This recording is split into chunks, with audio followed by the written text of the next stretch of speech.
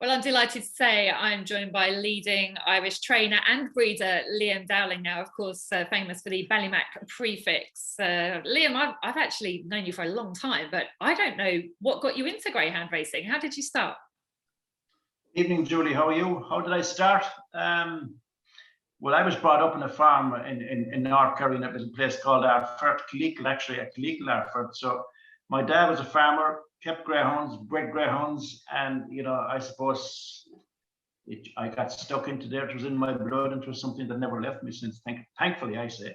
So I grew up, went to school, went to Nag College, went walking for around probably 20 years for Terry Group, and slowly but surely I was climbing my way back into greyhounds, and I suppose I had greyhounds while I was working on a small scale, and then I took a redundancy from the firm I was working for and went at this game full time.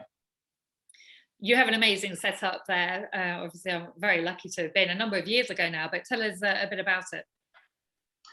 Yeah, I originally lived in West Kerry, and I had a schooling track in Tralee, actually, and I used to operate from West Kerry to Tralee, and eventually I suppose I was getting older and probably getting sick of the road, so we finished up buying a farm in Ballymac, and we were lucky enough this place came on the market. It was owned by somebody previous with greyhounds, so it was beneficial to us, and not as big as it is now, obviously, but we came there and started on a small scale, and it's mushroomed after that. So we're here today, and maybe on a big scale, maybe too big, but that's where we're at now. So, and of course, hence the prefix Ballymac, because that's where your kennels are.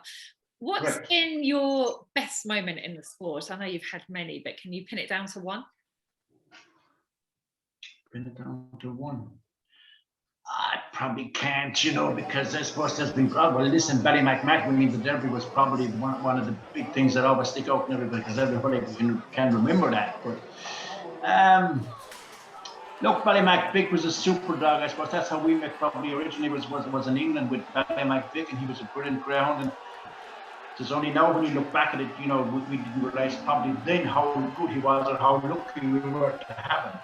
So he's a dog that always, big time in my heart. So, but dogs have come and dogs go, and I suppose originally a bitch called Blonde Slippy is the bitch that will probably stick out in my mind as well, for the simple reason I got it from my dad. He gave it to me as a pup.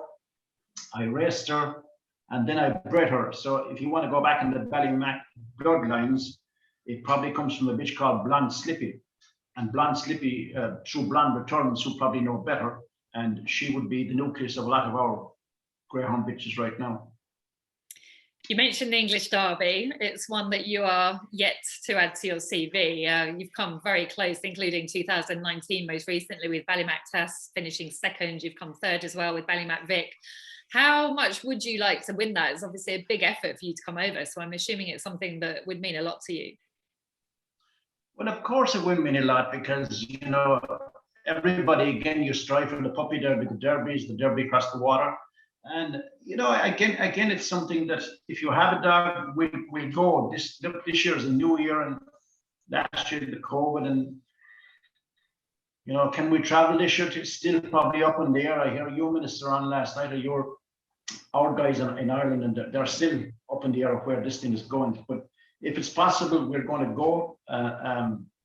And what kind of a team will we bring? We'll probably have 3 or 4 older dogs, and maybe the dogs that we'll evaluate during the Kirby and see are they good enough to take there. But of course, it's in my bucket list if I can do it, and if I can do it again, on goes the show.